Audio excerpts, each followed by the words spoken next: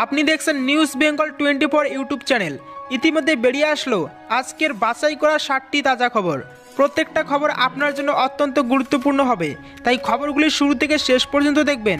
আপনার কাছে ছোট্ট একটা অনুরোধ, ভিডিওটি দিয়ে একটা লাইক করবেন, আর চ্যানেল নতুন থাকলে অবশ্যই চ্যানেলটিকে সাবস্ক্রাইব করে পাশে আসা ঘন্টাটা চেপে দেবেন এই রকম লেটেস্ট ও ট্রেন্ডিং খবরগুলি সবার আগে পাওয়ার জন্য। শুরুতেই চোখ রাখবো প্রথম খবরের দিকে।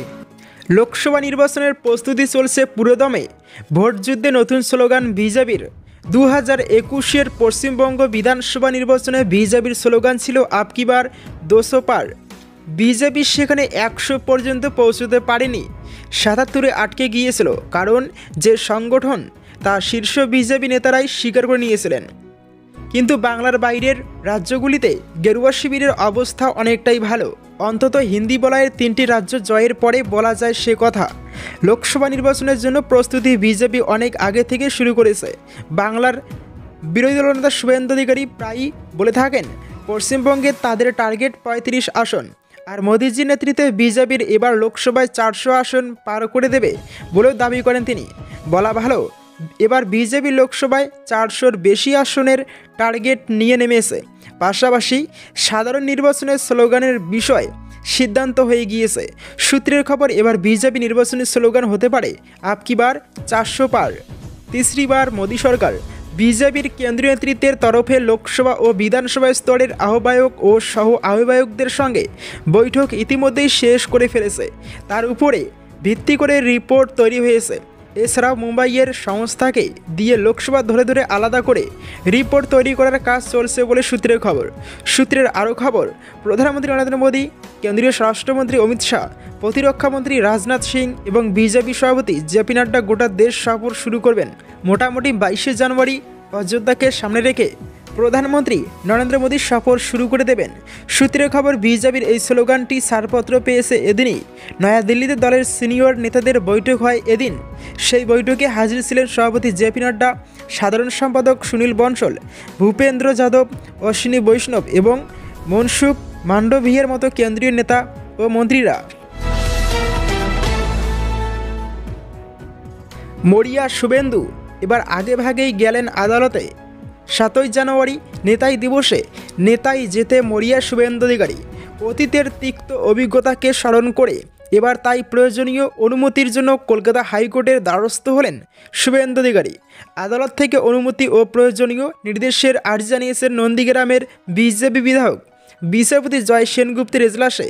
আগামী 4ই জানুয়ারি শুভেন্দু অধিকারীর আবেদন মামলার শুনানির সম্ভাবনা রয়েছে। 2011 সালের 7ই জানুয়ারি তখন বাম আমল উত্তপ্ত হয়েছিল লালগড়ের নেতাই গ্রাম। অভিযোগ ছিল সিপিএম নেতা রথিন দণ্ডপাটের বাড়ি থেকে নির্বিচারে গুলি চালানো হয়েছিল। সেই গুলিতেই মোট 9 জন নিহত হয়েছিলেন। এদের মধ্যে 4 জন ছিলেন মহিলা। জখমের সংখ্যা 28 জন। ভয়ঙ্কর সেই দিনকে স্মরণ করে তৃণমূল প্রতি বছর 7ই জানুয়ারি নেতাই দিবস পালন করে। শুভেন্দু অধিকারী তৃণমূলে থাকাকালীন প্রতি বছর 7ই জানুয়ারি লালগড়ের নেতাইয়ে যেতেন। 2020 সালে শুভেন্দু বিজেপিতে যোগদান করেন।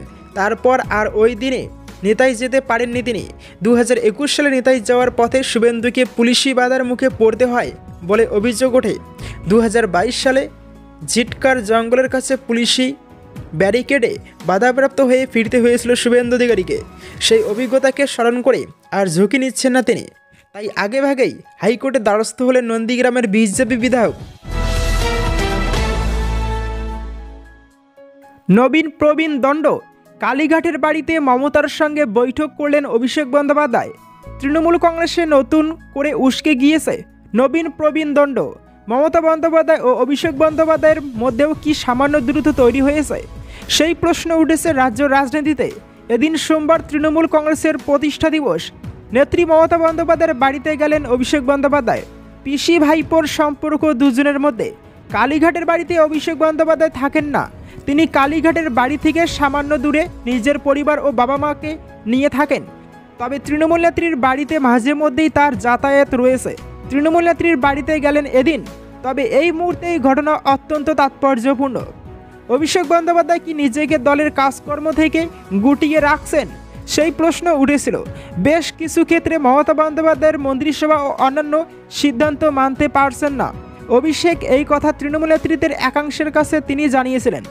এবারের লোকসভা নির্বাচনে তিনি খুব একটা বেশি দলের সঙ্গে থাকছেন না। ডায়মন্ড হারবার লোকসভা কেন্দ্রে নিজেকে আটকে রাখতে চান অভিষেক বন্দ্যোপাধ্যায়, এমন কথাও শোনা গিয়েছিল মমতা বন্দ্যোপাধ্যায়ের সঙ্গে। তাহলে কি অভিষেক বন্দ্যোপাধ্যায়ের দূরত্ব তৈরি হচ্ছে? এর আগে ছবি নিয়ে দলের অন্দরে বিতর্ক তৈরি হয়েছিল। মমতা বন্দ্যোপাধ্যায়ের ছবি ছিল ইনডোর স্টেডিয়ামের মঞ্চে, কিন্তু অভিষেকের কোনো ছবি সেখানে ছিল না। তিনি যে দলের শেষ কথা জোর গলায় বুঝিয়ে দিয়েছিলেন নেত্রী। প্রতিষ্ঠা দিবসের দিন সকাল থেকেই নবীন ও প্রবীণ বিতর্ক ফের দানা বেঁধেছে। ফিরহাদ হাকিম, সুব্রত বক্সী, সুদীপ বন্দ্যোপাধ্যায়রা নেত্রী মমতা বন্দ্যোপাধ্যায়ের পক্ষে জোর সওয়াল করেছেন। তৃণমূল নেত্রীর নেতৃত্বেই দল চলবে, এই বক্তব্য তাদের কথায় ফুটে উঠেছে। আর সেখান থেকে শুরু হয়েছে নবীন প্রবীণ দ্বন্দ্ব। তৃণমূলের মুখপাত্র কুণাল ঘোষ ফের তীব্র বিরোধিতা করেছেন। হাতে গোনা প্রবীণ কয়েকজন নেতৃত্বের কাছে কেন দায়িত্ব থাকবে? যারা মমতা বন্দ্যোপাধ্যায়ের সঙ্গে লড়াই করেছেন তাদের সকলকে কেন সামনে আনা হবে না, সেই প্রশ্ন তিনি উস্কে দিয়েছেন। পাশাপাশি অভিষেক বন্দ্যোপাধ্যায় যে আগামী দিনের মুখ, তিনি রাজ্যের আগামী দিনের মুখ্যমন্ত্রী, সে কথাও জোর গলায় দাবি করেছেন কুণাল। সোমবার দিনভর তৃণমূলের অন্দরে শুরু হয়ে গিয়েছে নবীন প্রবীণ দ্বন্দ্ব। অভিষেক বন্দ্যোপাধ্যায় সমাজ মাধ্যমে দলের প্রতিষ্ঠা দিবসে বার্তা দিয়েছিলেন। সেখানে তিনি কোনোভাবেই মমতা বন্দ্যোপাধ্যায়ের নাম উল্লেখ করেননি। এর আগে মমতা বন্দ্যোপাধ্যায় পুরনো চাল ভাতে বাড়ে এই বক্তব্য রেখেছিলেন। এই আবহে মমতা বন্দ্যোপাধ্যায়ের বাড়িতে গেলেন অভিষেক বন্দ্যোপাধ্যায়। বেশ কিছুক্ষণ সময় তাদের মধ্যে কথাবার্তা হয়। মন্ত্রী ফিরহাদ হাকিমও মমতা বন্দ্যোপাধ্যায়ের বাড়িতে গিয়েছিলেন। তার উপস্থিতি অত্যন্ত তাৎপর্যপূর্ণ এমন মনে করছে ওয়াকিবহাল মহল। ডেডলাইন মিস করল কংগ্রেস, বঙ্গে কি আদৌ হবে জোট? কোথায় দাঁড়িয়ে আসনের অঙ্ক? সময়সীমার মধ্যে আসন সমঝোতা নিয়ে কিছুই জানালো না কংগ্রেস।